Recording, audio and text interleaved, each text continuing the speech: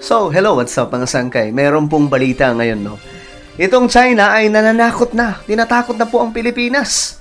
Dahil nga po hindi nadadala ang ating bansa sa kanilang mga pabomba-bomba ng water cannon dyan po sa West Philippines. Ito, tinatakot po yung Pilipinas mga sangkay. Yan po ang ating alamin at pag-uusapan ngayon. But anyway, before tayo magsimula, no, pakisubscribe po muna yung ating YouTube channel. Sa mga bago pa lang po dito, ayan, makikita nyo po yung subscribe button sa ibaba.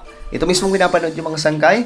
So, i-click nyo lamang po ang subscribe, tapos i-click ang bell at i-click nyo po yung all. At kung kayo naman po ay nanonood sa Facebook, huwag nyo rin pong kalilimutan, no, na i-follow ang ating Facebook page. At may bell din po dyan. Pindutin nyo po yan, tapos i-click nyo rin po yung all para manonotify kayo sa mga ina-upload po natin. At eto nga guys, no, tumitindi po ang banggaan ng Pilipinas sa China.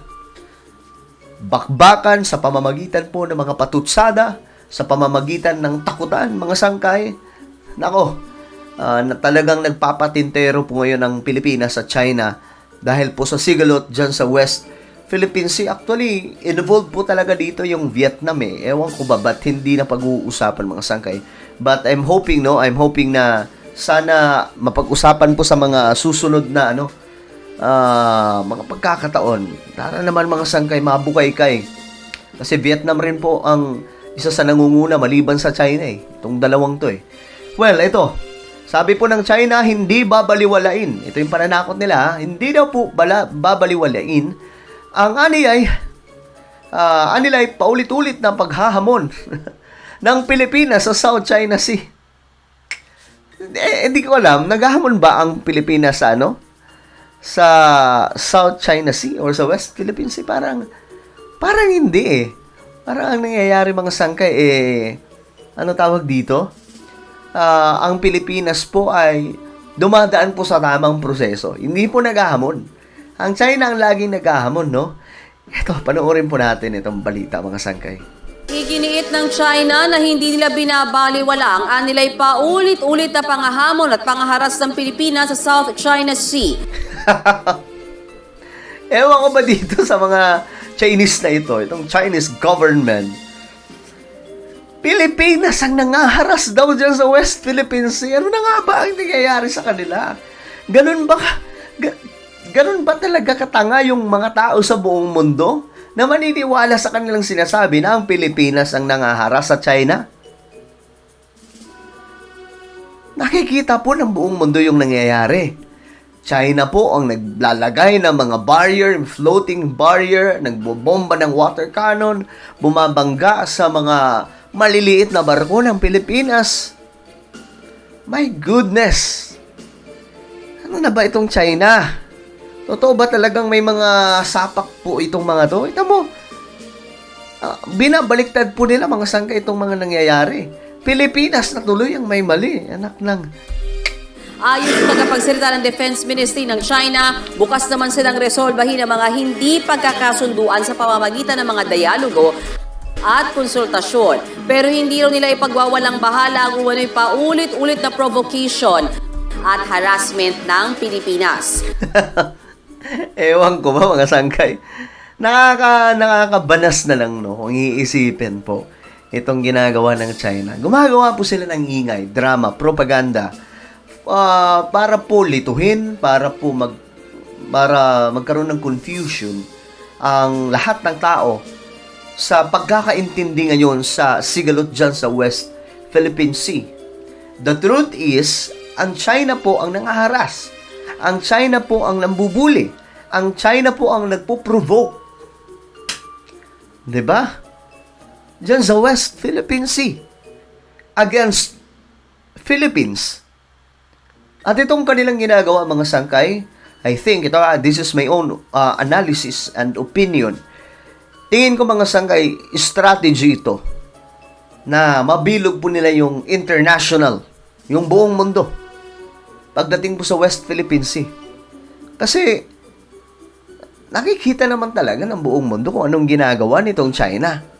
'Di ba? Nangaharas po sila, Diyos mio marimar naman. Hinimok din ng China ang Amerika na itigil na ang pakikialam sa issue sa South China Sea. Ito pang US. Actually, guys, ganito. Ang Pilipinas, not Philippines. Ang China at Amerika talaga yung tunay na magkaaway dito. Hindi ko nga alam mga sangkay. Ito tingin ko lang. Ito yung tanong ko, hindi kaya ginagamit ito ng China itong West Philippine Sea para po bakbakan sa pamamagitan po ng kanilang puwersa o pamumuwersa ang Pilipinas para po maasar itong Amerika? Ang totoo kasi magkalaban mga sangkay, hindi po Pilipinas at China. Amerika at China ang nangyayari. Ang totoong senaryo pagdating po sa trade war, globally, pagdating sa ekonomiya, ang naglalaban po dito ay ang United States of America laban sa China. Tapos nadadamay po ang Pilipinas. Ngayon, ang gusto mangyari nitong China, mawala po sa eksena itong US. Hindi rin naman po pwede yun dahil nga po kaalyado ng Pilipinas ang Amerika. 'Di ba? At alam niyo nagbago kasi ang foreign policy ni BBM, no? Unlike panahon ni Duterte, ang nangyayari mga sangkay, kaibigan ng lahat, including China. Kumbaga, yun po ang ganap, magtropa. Pagdating ni BBM, ang nangyayari, medyo humigpit, which is for me, okay naman mga sangkay, kasi kailangan din po talaga natin mandindigan sa West Philippines. Alangan naman ipamigay na lang natin yun. 'Di ba? So, yun po ang nangyayari.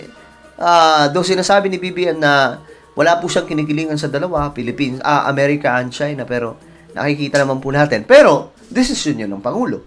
Kumbaga, kanya yun Siya po yung chief Siya po yung head ng state ng ating bansa. Nasa kanya yun, mga sangkay. O ano magiging desisyon niya pagdating sa foreign policy. No? So, ito. Ihinto na raw ng Amerika ang pagbibigay suporta sa Pilipinas. Bago sa ipagtanggol ang regional security sa pamamagitan ng mga konkretong aksyon. Wala pang tugon dito ang gobyerno ng Pilipinas, pero nang iginiit ni AFP spokesperson Medel Aguilar na hindi tayo ang nagsisimula ng gulo lalo't mga barko ng Pilipinas ang hinaharang at binobomba ng tubig ng China. Exactly. Totoo naman mga sanggay, di ba? Ewan ko ba, sana pupulot nitong China itong ganitong klaseng salita na ang Pilipinas ang nagpo-provoke, ang Pilipinas yung nangaharas. Kitang-kita naman, bay. Kitang-kita naman, tol. 'Di ba? Kitang-kita naman, pare. China ang nangunguna. China ang nambabangga. China ang naglalatag ng mga floating barrier. So, hindi maluloko naman. Sa kala siguro ata ng China, mahihina ang utak ng mga tao sa buong mundo. Well, ano ang inyong opinion mga sangkay sa pananakot ngayon ng China sa Pilipinas? Just comment down below. And now guys, I invite you, hanapin nyo lamang po ito sa Facebook. Lalabas po ito, exclusive lamang po ito sa lahat ng mga solid sangkay, okay? So mag-join po kayo, syempre sagutan nyo yung mga tanong doon dahil hindi kayo makakapasok pag wala pong sagot yun. Okay, hanapin nyo lamang hukbong solid sangkay kung ikaw ay talagang solid sangkay, no? So ako na po ay magpapaalam hanggang sa muli. This is me, Sangkay Janjan. Palagi niyo pong tatandaan that Jesus loves you. God bless everyone.